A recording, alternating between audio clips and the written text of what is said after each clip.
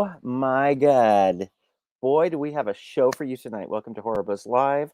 We are live here from Sundance. And tonight we are going to be focusing heavily on Sundance features, horror movies, and a few other things because Sundance isn't all horror. But we're also going to be jumping back. Well, we're actually going to be leading with some of the cool stuff there is to do this week or to see this week with our beloved Lindsey. Ah, there There she is. she Yes. is. You know what? Look at it's like the glamour shots, Oh yeah, like that. So I have a few of those on my mom's wall, and I hate them, and she does my too. mom, They, my mom. Oh my God, my mom shot a glamour shot at a mall, and she looks like the Madam of the Bordello, and ooh, I swear to God, it's like one of my favorite things she's ever. I swear it's so great. Anyway, so uh as I've mentioned to everybody, please like and subscribe on YouTube, on Facebook. Please follow us on Twitter, Instagram, Patreon, and oh my goodness, we already have a comment. Hey, it's Chris, Mr. Flickster from hey Canada. Chris. Good kid. So hey Lindsay, he says, oh, he's nice. So nice. So, okay, so we have a really big show tonight that might go far over a half-hour mark. Can you talk to us about what might be, I don't know, What's things to going do on? this week, things to What do, the haps see? is? Yeah, give it to us. Yes, so we've got stuff going on. Kind of like I mentioned last week, for anybody who listened last week, it's a lot of things to look forward to, things to start filling out your calendar, because really we could fill out one event at least every month from now until full-blown spooky season, where you're basically doing stuff every day.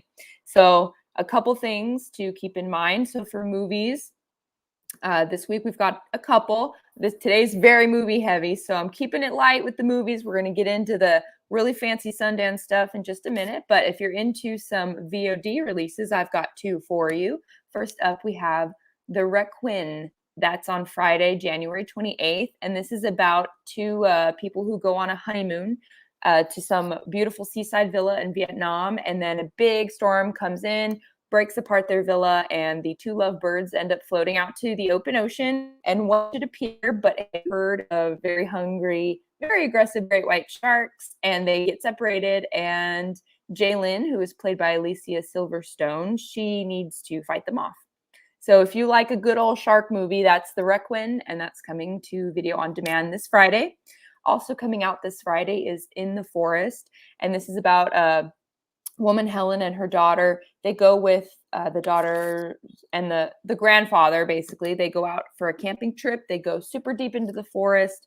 There's a man living there who shoos them off the property, but they get stuck. So they go back for help and discover something that they weren't supposed to see. And then you can probably imagine there's some drama that happens after that. So if you like a little family thriller, then this is In the Forest, and it's for you, and it's going to be on video on demand. So that's what we've got for movies. And for events, I just wanted to say that over the past couple weeks, I think we're almost out of it, but since January 18th, our hotels over at the Frida have closed their doors temporarily, though, and they will be opening on January 27th. So that would be 2 days from now.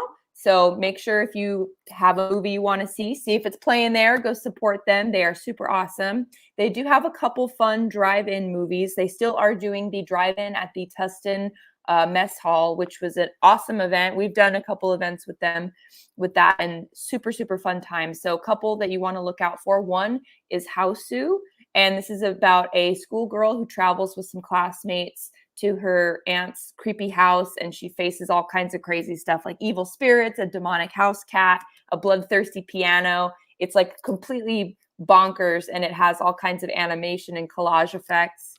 I got to tell you, that movie is that shit. See? I saw it once. It came out the same year as Star Wars, the original Star Wars. I had no idea that movie was that old. Yeah, and it's insane. So there you go. If you want to see an insane movie, check it out. That's going to be at the Tustin Mess Hall on February 9th. And then on February 23rd, we've got Mandy. That is the Nick Cage revenge film where Red Miller and Mandy Bloom are just out living a peaceful existence. And then they have their wonderful home destroyed by a cult. And then it goes into a phantasmagorical journey of vengeance. So if you like Nick Cage or revenge movies, that's Mandy, and that's going to be on Wednesday, February 23rd. If you're interested in either of those, tickets can be found at thefreetocinema.org. And a couple other things. I know I talked about these this last show, but they are very fast approaching, so I want to make sure I mention them again. On February 5th and 6th, we've got CreepyCon. That is going to be at the Ontario Convention Center in Ontario, California. And it's your typical con. It's a weekend filled with all kinds of wonderful celebrities, tons of photo ops and experiences. Where this one differs is they are they're featuring a lot of experiences. So vintage gaming and horror speed dating for my lovebirds out there. Don't want to spend Valentine's sans a creepy lover? Well, maybe you'll find one at CreepyCon. And you can get tickets. Saturday is $25, Sunday is $20, or $40 for the whole weekend. You can get a VIP weekend pass for $85. So if you're interested in that, you can go to creepie con.com and get some tickets there. We also, the following weekend, right after CreepyCon, have Halloween, which is held at Frank and Son Collectible in the City of Industry. And this is the 12th and 13th of February. There's going to be a ton of vendors, all sorts of photo ops, food trucks, you name it. It is completely free, no reservation required. However, I will make a note that parking is a little crazy. So if you plan on going, the event runs from 12 to 6. Get there before 12, just to save yourself some headaches. And something that's coming in March to Los Angeles. So I know that's a little far away, but it'll be here before you know it. I wanted to put this on your radar because it's totally cool. This is the Oddities Flea Market. So if you are into like medical oddities or collecting anything like that, this is the place to go. They have a bunch of vendors, and they're going to be at the Los Angeles Globe Theater peddling all sorts of creepy, weird, wonderful, wild goods. And that's going to be March 26th and 27th. And that runs both days from 10 to 6 p.m. General admission's $20, VIP is $50, and Platinum VIP is $100. And that, you may think, well, that sounds like a lot, but you get a ton of stuff with it. We don't have time to go in it today, but if you're interested in seeing the different levels and what's offered at each level, you can go to the odditiesfleamarket.com. And I also wanted to remind everybody that Haunt X it's not happening in February. We won't go super into it today, but if you're a DIY haunter and you were hoping to go to Haunt X, you're not going in February, but the new dates are June 11th and 12th. So you can put that in your calendar and plan on going to Haunt X then. And since we are almost in February, I wanted to remind everybody that if you have any inkling of going to either the Stranger Things store or to the Icons of Darkness exhibit, both of those are located in LA. They have dates running through February 2022. I believe the Icons of Darkness is just running it through February 2022 so they can move things into their larger exhibit. So if you want to see it right now, I know Norm's given it a ringing endorsement. So if you want to see it, February 2022, and then the store for Stranger Things, that's going to be closing in February 2022 as well. So if you want to see a Demogorgon and buy a t-shirt, then you can go ahead and make your reservations on Eventbrite.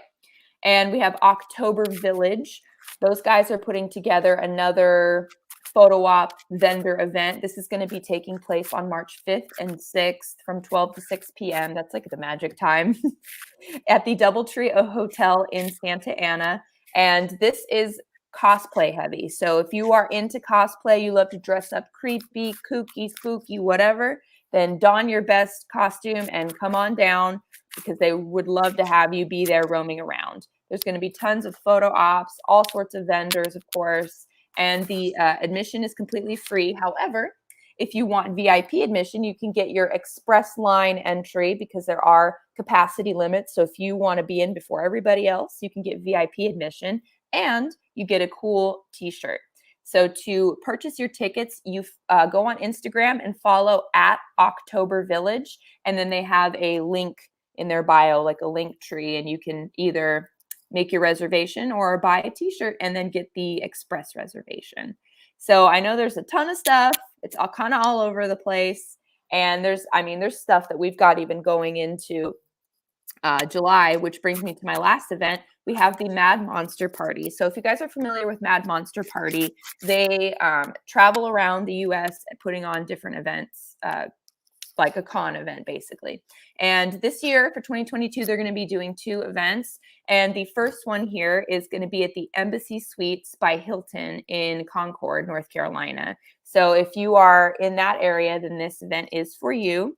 And they're going to have a ton. So if you go to cons to see celebrities, take pictures with celebrities, then this is for you, because the list is way too long for me to even attempt to list them all. But a couple I wanted to highlight because I think they're fun is Neve Campbell is going to be there. And we also have Sherilyn Fenn from Twin Peaks. So that one is for Amantha. I know our Amantha Ryan. She's a huge Twin Peaks fan. So and that's just 2 of like a bunch. You wouldn't even believe how many celebrities they have. A weekend pass is $80. It's $35, $40, and $35 for Friday, Saturday, and Sunday, respectively. You can get the RIP VIP pass for $199. And you can also purchase photo ops in advance on their website. And if you don't purchase tickets online, if you're on the fence about it, you can buy tickets at the door, but it's cash only. So keep that in mind. And if you can't go to the Carolina event, which will be taking place February 18th and 20th, then you can go to the Glendale, Arizona event, which will be happening in July. And we'll provide more info about that in a later show, but you can keep up to date on that by watching HorrorBuzz Live and by checking out madmonster.com for that event and for tickets. So that's what we've got going on. I know. That's all I have to say. I know. That was a short one. I know, Lindsey, that was a short one. That was super short, but great nonetheless. And thank you so much for bringing us different ways to keep Halloween alive during the off season, especially during the chilly January, February, March stretch. Yes, the dry period. Dry indeed. Peter also says hello, and hi, Peter. Hi, Peter. And we are going to now transition to our next segment. So, so if you want to stick around, please do, Lindsey. But we have 3 different guests here. I'm super excited to bring on. Let's get it going. So, yeah. So stick around, and ladies and gentlemen, Sundance 2022.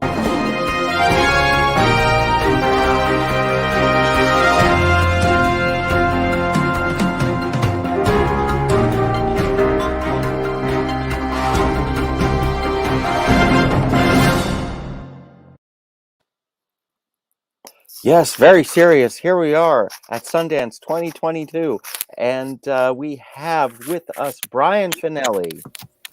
Hello. Adrienne Reese. Howdy. And our dear friend Sabina Dana Plasse. Oh, you guys. Huh? 2nd year of virtual. Yeah, there is hopes for something in person, but oh well. Virtual is good too for Sundance. Well, you know, I can actually remember taking this picture for this background, and there was some water dripping on my head from this particular pipe. And, you know, the charms of being in person are many. But, you know, I mean, what are you going to do? It's a good thing you took all those pictures, Norm. I know. Yeah, you have the What memories do at you least. mean? I'm right here right now. So tonight I decided that we were going to, you know, because Sundance isn't all horror, unfortunately. But we made sure on HorrorBuzz, we made sure to cover the midnight sections, be they, you know, in the midnight features or shorts. And then we also are covering pretty much anything else, thriller, genre, horror, or scary in other ways. And we'll get to you later, Sabina. So, um, tonight I decided we were going to do a bit of a round robin and discuss some of the highlights so far. Because how far does it go? It goes 10 days? Yeah, well, it goes to like the 30th, right? Yeah. Yeah. Okay, so easily there's still a lot for us to be able to circle back and see. Mhm. But all of because we wanted to make sure to bring you the news super quick. The second it happened, we all kind of fanned out and we covered different things for you. And so tonight we are going to be talking about the different things we saw, along with sharing our different thoughts, because there's a little bit of crossover going on here. So raise your hand if you want to go first. Oh, come now, Brian. I know that you want to talk. Okay, I'll go first. So I watched a lot, wrote a lot. It's all on HorrorBuzz.com, everything that we covered. But this year I was struck more by the European horror films than anything else, specifically Speak No Evil and Hatching. They were two of my favorites. I really like them a lot. Speak No Evil did get picked up by Shudder, so it'll have a wider release later this year. And Hatching was already picked up, I think, by IFC Midnight, so you'll be able to see that. But I'm excited for more people to see Speak No Evil, because I think the end of that movie is going to surprise people. I think it's going to have a polarizing ending for a lot of people. I liked it. I was shocked by it. I think it's a very funny movie. It's uncomfortable, but it has an ending that I think people are either going to like or they're really going to hate. So it's a good movie to talk about. Yeah, I will say that I was also able to catch Speak No Evil, and it's one of those movies, and I stop me if I'm starting to give away too much, but it felt very much like Them or The Strangers, in that there were people just coming for the protagonists. No reason. Yeah. And it just got more uncomfortable and more uncomfortable. And was there any particular moment for you, Brian, that was just like, ooh, very cringe-inducing? Because I have a few. Yeah, a few. So just a little bit of background. It's about a Dutch family that meets a Danish family and knows them for a few days and then goes to vacation with them. So moral of the story, don't vacation with people you don't know, for number one. But there's a scene where the guy who's part of the Dutch couple watches them while they're in the bathroom. And there's a really uncomfortable teeth brushing scene. So that for me was just... yeah, I mean, it made me squirm, and there's a lot of moments like that, but there's also a lot of really darkly funny moments too. I think sometimes it's a really funny movie, so I think it hits a lot of different notes and does it well. Very good. Yeah, that was definitely a movie that haunted me well after I finished watching it. Adrienne, for you, what was one of the first movies you got to see this season, and what was it about? How did it affect you? Can't hear you, darling. Okay, There we technical are. difficulties. But one of the first ones I watched was Emergency. So that one, uh, you think it's going to be like a One Wild Night kind of movie, just one of those college party movies. But there was like a lot of social commentary in the movie. I thought it was really funny right out the gate. They don't really go back on kind of going there as far as addressing race in the movie. The beginning scene, particularly when they were in class, and then all of the students like turn around and look at them because the teacher wants them to be like the mouthpiece for Black people, basically, and that kind of happens to me like in history class in school. I remember everyone would turn around and look at me when we had to talk about slavery. So that resonated with me. And there's a lot of moments in the movie like that where it's uncomfortable, but it's funny. So it's kind of like a dark comedy. It's thrilling. There's also kind of like this layer of horror to it, I thought, because there's like this looming presence of the police that they're afraid of running into the police because they have like a broken taillight, something simple like that. They're like high anxiety throughout the movie. So I thought that Emergency was one of my favorites so far. I mean, there's still a lot of movies to watch, but that's definitely up there for me. I was also able to see Emergency, and Sabina, you were able to see it as well. Like the opening scene with the N-word plastered up on a screen and everybody in the classroom looking Awkward. at them. Yeah. What? But then, Bold. Yeah, it was hilarious and wrong and wow. Wrong but funny. But yeah. And there's really strong performances in that movie too. I have to say, like they're a bit of an odd couple, I guess. I think Sean was played by R.J. Styler or something like that. He was not the straight man. He was supposed to be like the comedic relief, like smokes weed habitually or chain smoking from his vape pen. But I thought his character was kind of responsible for delivering a lot of the social comment, like asking the questions about race. And his character was like a little Shakespearean in a way, since he was like a comedic relief, but he was the one who was delivering the social commentary. And then I don't remember the actor who played Kunle. He was a straight man, but yeah, he made me cry. Literally, I was like sobbing in one of his scenes. So there's that movie. Just I think had some of the best acting performances that I've seen out of the festival. Was it the scene in the lab at the end? Yeah. It was towards the end, so probably. Yeah, that one got me. That kind of I was like, I was trying not to cry. And it's really hard to I make was me so cry. happy to see him in the lab. Yeah. I was like, oh, yay, he's saving the babies. And then like the very end scene where they're like on the porch, it's just I love the slow close. Yeah. I was like, oh, that was killer. So you guys, the director had a film at Sundance last year, #R&J, a version of Romeo and Juliet, and this is such a different film than that. Yeah, and I remember you talking about this like in 2020, right? 20 was it? No, it was last year, I think. Was it? Okay, yeah. Like last year. Sabina and I have been covering Sundance together for years. So it's like alumni. Yeah. But it's just so cool to see him mature as a filmmaker, and he skirts.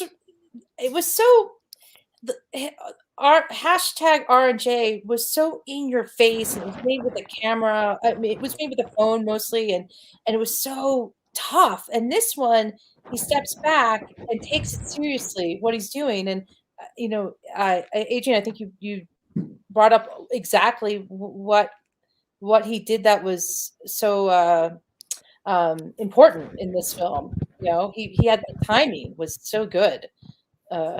And his casting, I loved it.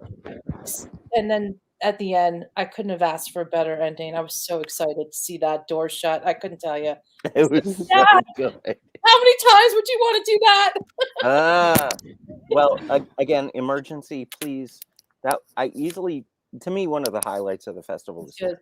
Yeah, it was good. Like the second I finished that, I texted Sabina. I was like, "Watch this movie," like that, So we're like, let's go watch. So damn good film. Brian, what do you have for us next?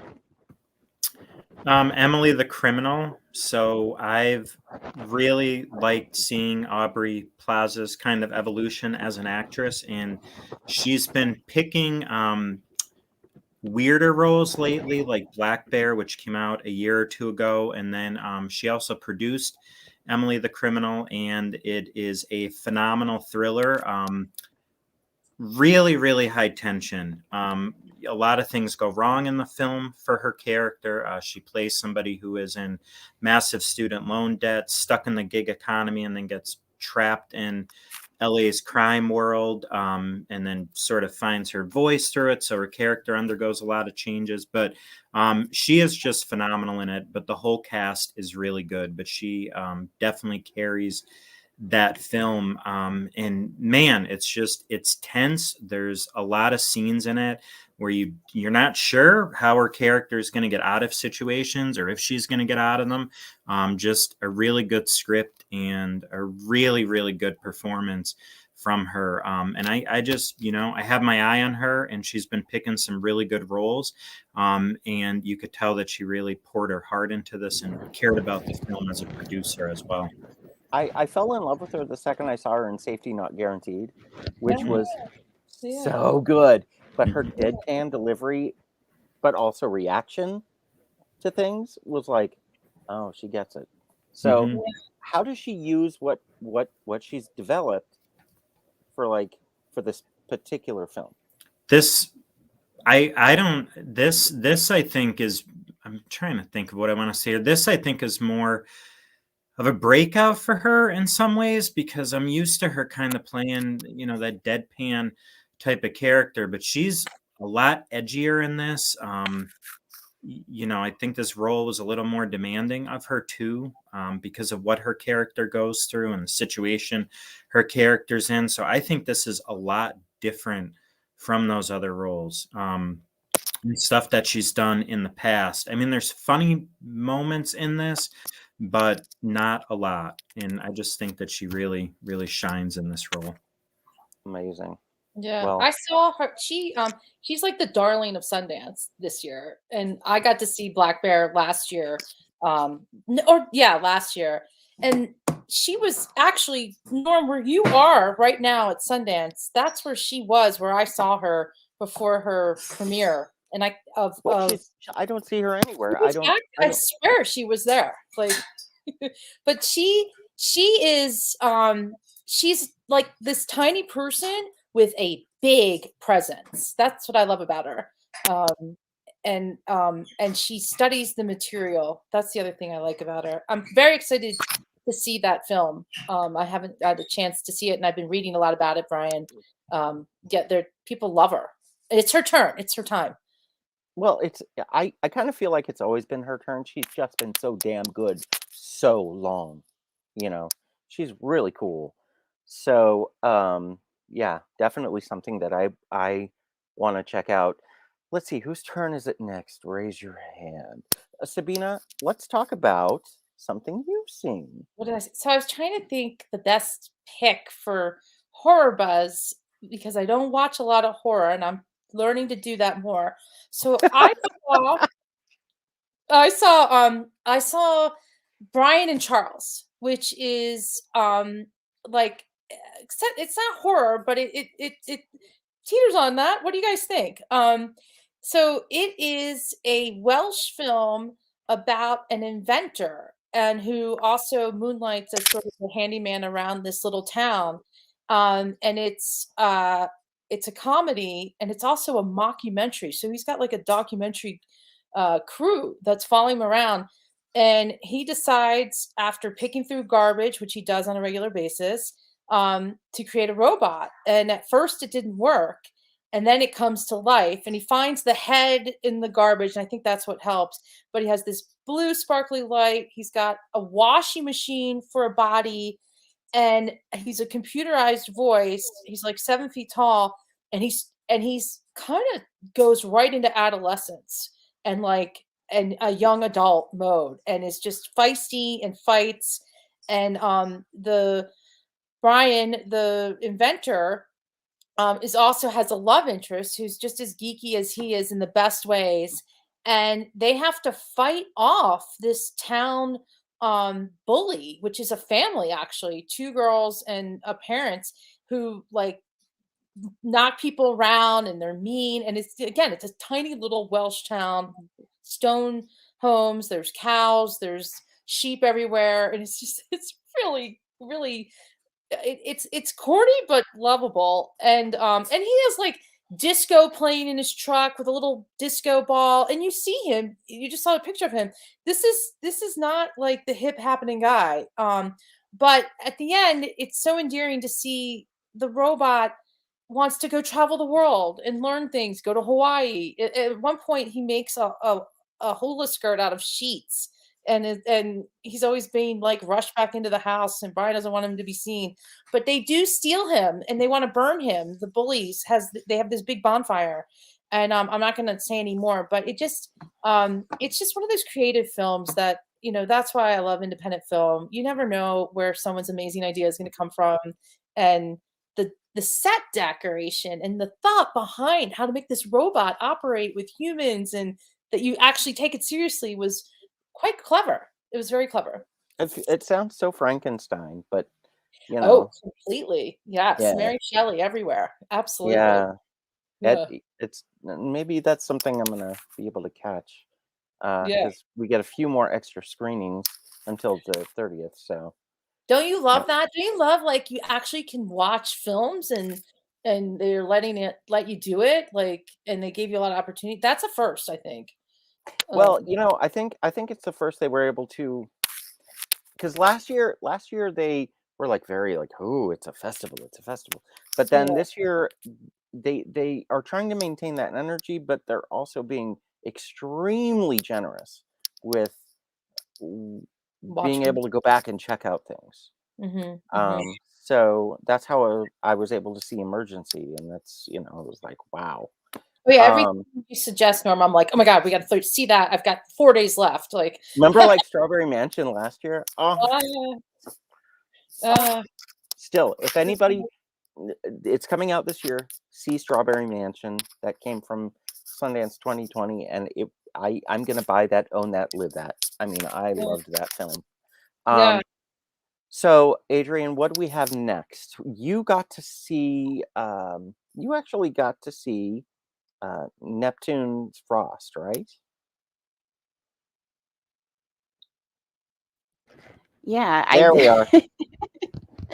Can you tell us a little bit about that film and like why it was? I mean, I want to tell you, but there's so much going on in that film.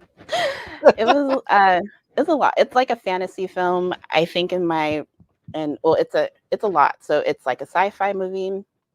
It's like dystopian sci-fi because there's a lot of tech in it. It's a drama.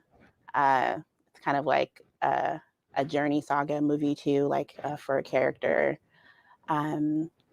So that's all mixed together. So just in short, the movie is just really creative. That is like a good word to summarize it. But it's also a musical, right? Yeah, musical. So I think in my review, I compared it to The Wiz a little bit because this movie is kind of in that same vein. It's Afrofuturism.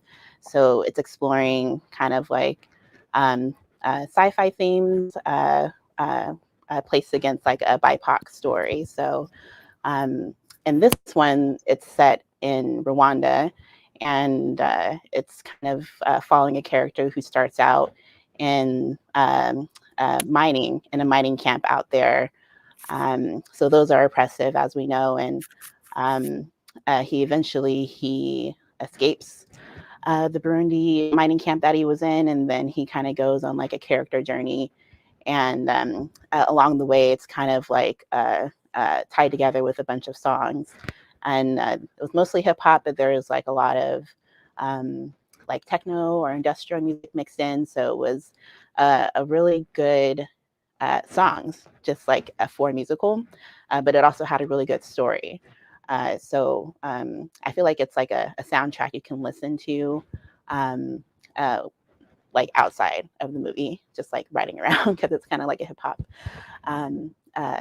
a soundtrack. It's executive produced by Lin-Manuel, so it's kind of like similar to Hamilton. It's kind of like a hip hop musical. So yeah, Neptune Frost was one of those like the experimental kind of genre movies, I would say. It was one of their spotlight features for the festival this year. So I think that's definitely one for people to watch, but it's definitely one that you would have to watch like a couple times. So it's good that we have those second screenings. I love that, and not trying to put you on the spot, but there are a few titles that so far you mentioned that you were like, okay, I'll check it out. I'm assigned that, and then you fell in love with it. And Yeah. what I love about Sundance is that when the lights go down, you don't know what's going to pop up on the screen. It's like, Yeah. you know, you're diving into a different new world, and you're like, it's gonna suck, or is this gonna be like change my life, or what is this gonna do, you know? So I just, man, it's fun. Yeah. Brian, there's a horror film that is right now getting the buzz this year. It's called Hatching, and I was wanting to know if you might be able to take a minute to talk about this bizarre movie and tell us what you thought about it. Okay, well, I'm going to be honest. When we first talked about what we were going to cover, you mentioned Hatching, and I thought, is that the movie about the egg? I mean, it had this post, and I thought, like, you know, this just looks so silly. Like this girl is hunched over an egg. But it's a good example. There it is. There's the picture of the egg. I still can't get over that still, because that was all that I saw of this movie for like 3 months. And I'm like, what is that? But it's a good example of what Norm just said, that you go into some of these films and you don't know what you're going to expect. And Hatching is a film that I really, really ended up liking a lot. I'm not surprised that IFC swept that one up. IFC Midnight. It's really imaginative. It's a great creature feature. I love creature features. You know, I like fun and horror. And Hatching, you know, it has serious overtones. It has a mentally abusive mother. The girl in it is a dancer, and her mother, it just puts way too much pressure on her. And then this bird gets into the house, and things get really crazy from there, and it gets crazier and crazier.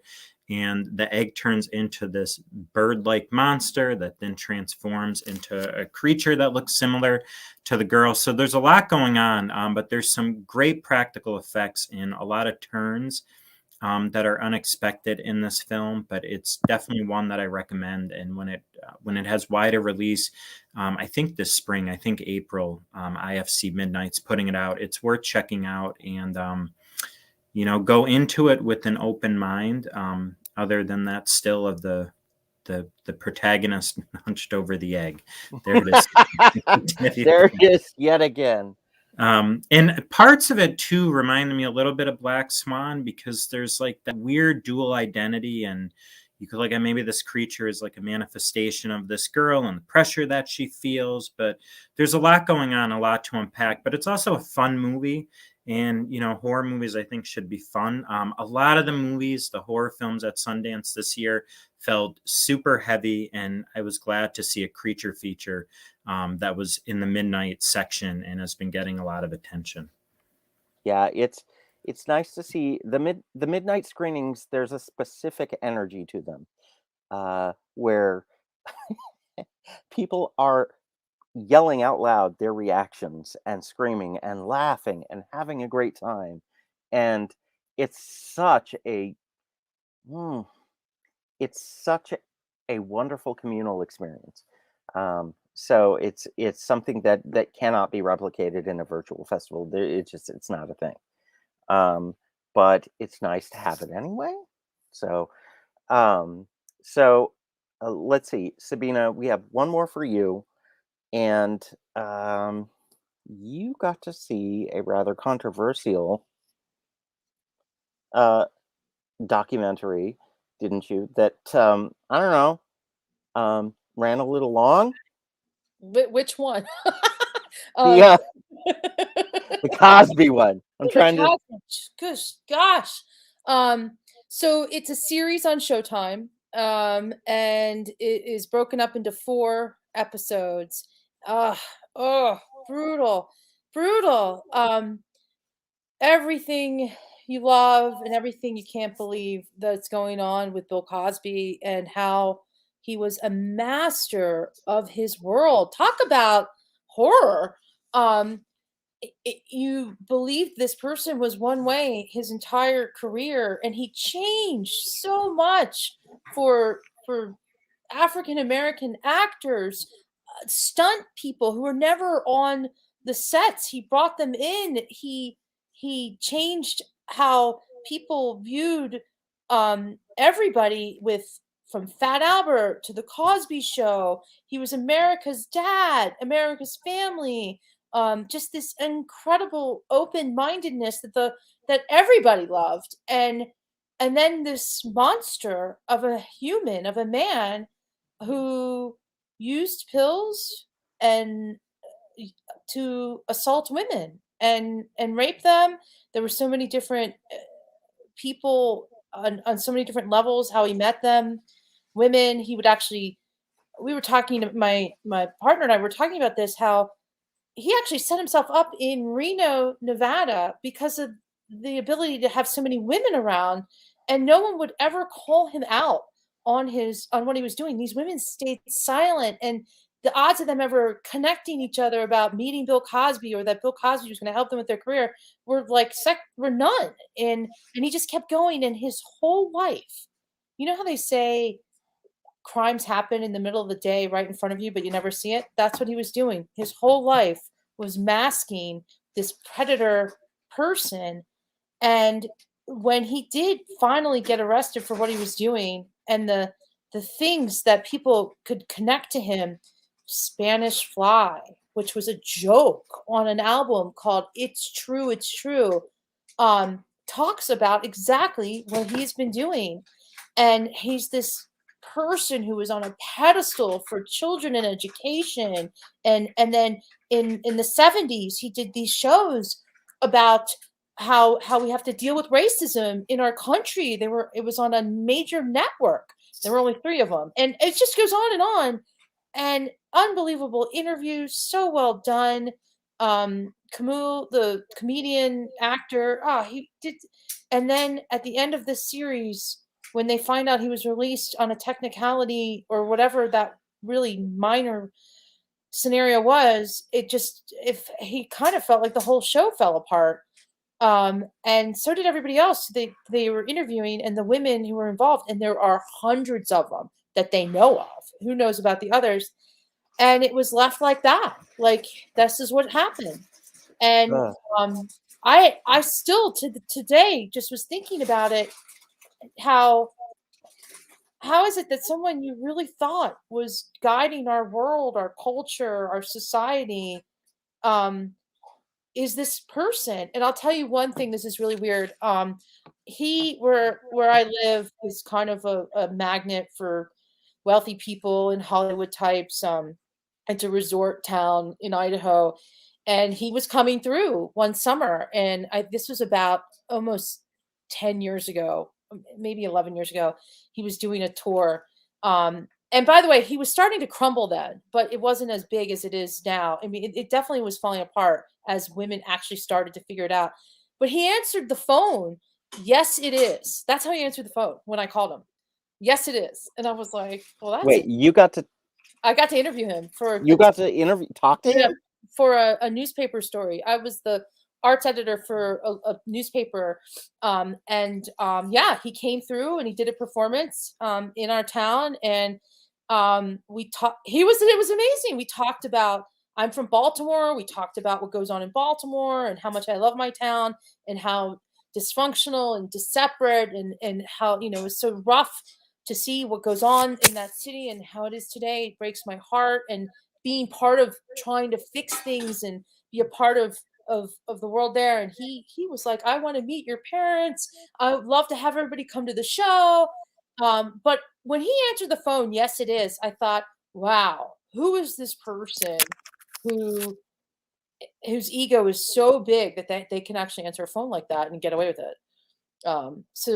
And he also made me realize too, that the word narcissist and the term narcissism is kind of thrown around like an everyday term, but it is really serious. And it's time that we all take that term very seriously, because he's not the only one out there. We know sports athletes. I mean, everybody's going from town to town playing. Of course, this is going on. There's a whole industry created for these men, and I don't know if women do this, but I just kind of like, wow, we were so taken. We were just, sold a bill of goods really well, like really well, masterminded. And the networks loved him, and they were about to give him another show, knowing that he had all this stuff going on because he makes money. He made money for people. Wow. And yet, what's the resolution? He went home. He's living in the lap of luxury. Yeah, he got out of jail. He's fine. They have Like, a clip. and is that going to be? That's on HBO Max. That's going to be coming out. Showtime. Okay. Yeah. And So- the clip. Oh, and the weirdest thing, his wife. Like, does he slip her pills every day? Like, why doesn't she talk? Like, Money. what is that all about? It has to be. It has to be money. I mean, just they have this one scene. He's giving art to a very unknown museum, and the interviewer kind of tries to ask a question about what he was going through, and they immediately stop, and he's like, "You need to call your superior. You need to deal." And his wife is sitting there the whole time just with a smile on his face, no reaction. She doesn't even move. And I just thought, whoa, like, what is this? How does this happen? And I think that's how everybody else felt. They even had someone on there talking about aphrodisiacs and drugs and this thing called Spanish fly, which is, when you see that, you can't believe that he was making jokes about assaulting women, and everybody bought it. Nobody even thought twice about it for years, decades. So gross. So gross. How do we avoid that? How do we fix that? That is my big question. What do we do now? And that's why things like these are created, because we need to talk about Cosby. We need to talk about whatever. So, and that's the whole point. I'm so proud of the filmmakers behind that series, by the way. I'm proud of the ones that did Welcome to Chechnya in 2020. Still my only 10 from Sundance. Still. Yeah. The only one. Sabina was there after when we were talking about it, and my reaction was so visceral, like veins were popping out of me. It was you were so on fire, and I thought to myself, if I don't see that film, like, this isn't even worth it. Like, it was like a moment in your life. It was that was a 10 documentary. Yeah. No question. Okay, so circling back to 2022, we got to trim things up, but is there anything else that anybody wants to bring up as far as highlights of what they've seen this year before we take off? Yeah, just quick. Cha-Cha, real smooth, not horror, but it will warm your heart in all the best ways. It's a beautiful, it's an indie film in all the best ways. It made me feel good. And also, if you like music, especially the New York music scene and the early aughts, I guess it'd be called Meet Me in the Bathroom. It was really good too. I just finished my review of that. Okay. And we'll talk. Okay. I gave it a positive review, but I was like, So it felt very that it felt very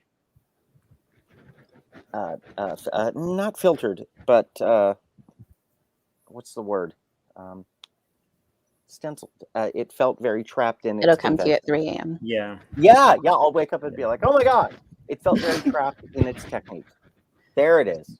One thing I just want to say about this quick, because I know we have to go. I do think it shows well how fast scenes rise and how fast they fall, which was also true of the first wave punk scene in New York. A few years and it was over, which was true of this scene as well. And it captures that in good way.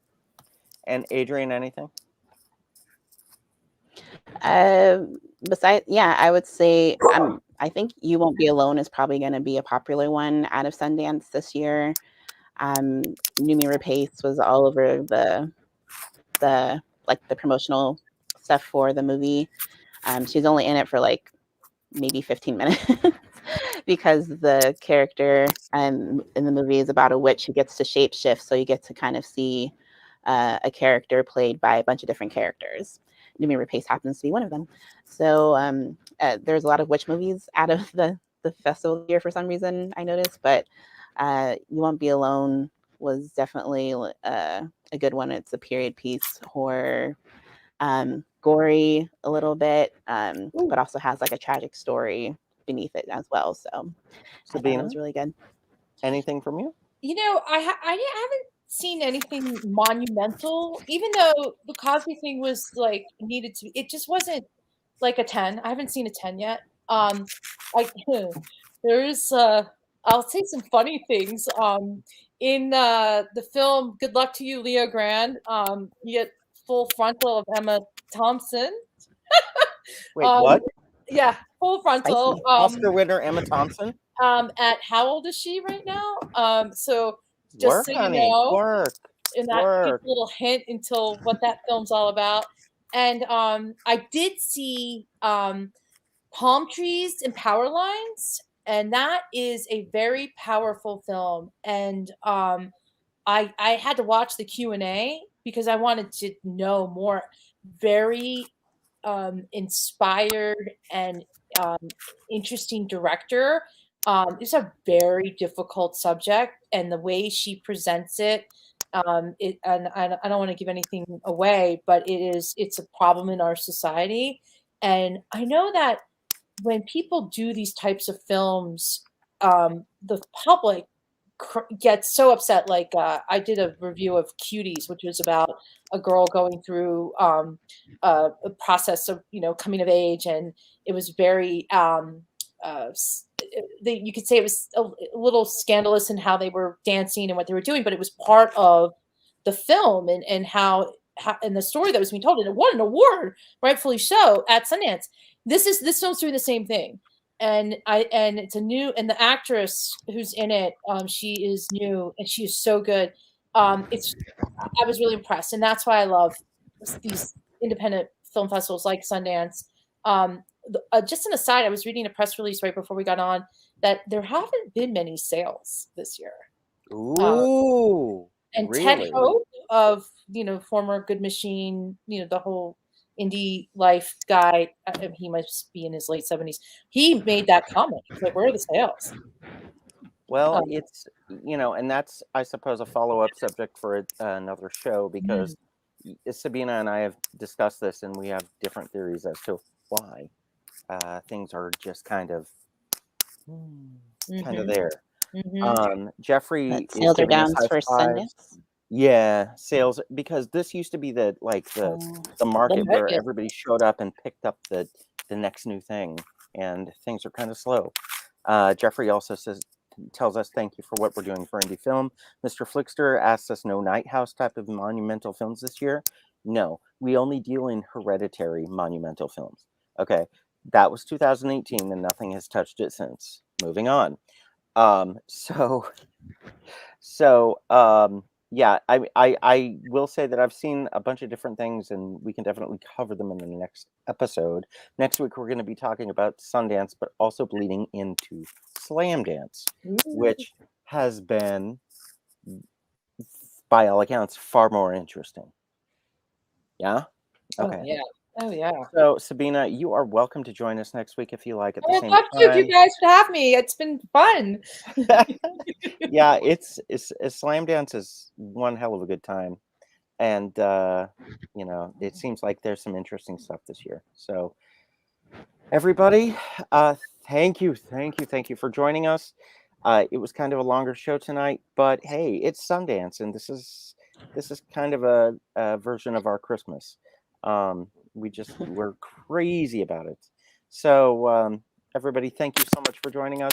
Follow us on Facebook, YouTube, Instagram, Twitter, Patreon, and we will see you in the fall.